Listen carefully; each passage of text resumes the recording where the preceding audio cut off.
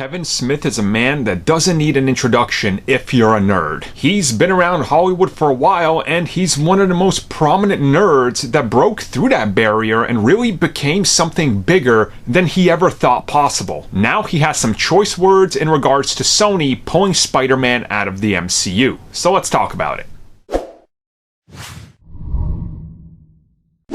So Kevin Smith has been around Hollywood for a while. You know, he started off with a little indie film, and then that took off and he became the Kevin Smith we know today. Now, he has a pretty popular podcast, and he obviously loves comics as he's written comics. So Kevin Smith, to many people, is kind of like that internet idol. You're like, wow, he went from nothing to this giant nerd in Hollywood that everybody knows. That's pretty great. So now that the news is starting to settle down, he talks about Spider-Man being pulled out of the MCU by Sony. And here's what he had to say. I don't know, man. I saw The Amazing Spider-Man 2. I don't think they knew what they were doing over there at all. Why can't effing rich people just get along so I can see the movies I want to see? I don't know if my disappointment is, aw man, Kevin Feige is not gonna do Spider-Man. Although, that's a big part of it. My biggest disappointment, I liked him mixed up in the Marvel Universe. So that's gonna effing go away. That's what I'll miss. Some people are like, you're just rooting for one effing corporate Death Star to beat another corporate Death Star. And I'm like, look, they're gonna play funny boardroom games regardless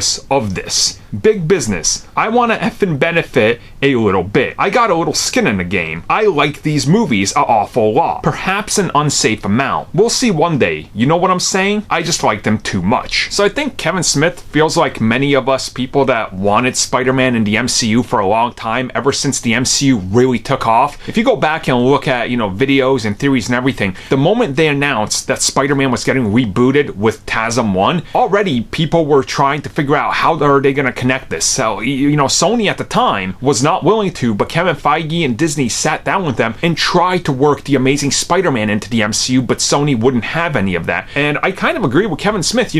Part of me and what I enjoyed about this Spider-Man was seeing him in the Marvel playground, because he's a Marvel character. That's the point of a Marvel universe. The moment you pull him out, again, he's gonna have to be a solo hero now. But if you look at the comics, the Marvel universe is clearly anything but a solo hero. And that's kind of what made the old Spider-Man movies feel so empty, and why people have grown away from those and started to love the new ones, is because they're interacting with all the characters they know and love. It is unfortunate, but I guess that's the world we live in, and I'm gonna agree with Kevin Smith. How do you guys feel about it, though? Do you agree with him? Do you agree with his choice of words? Let me know.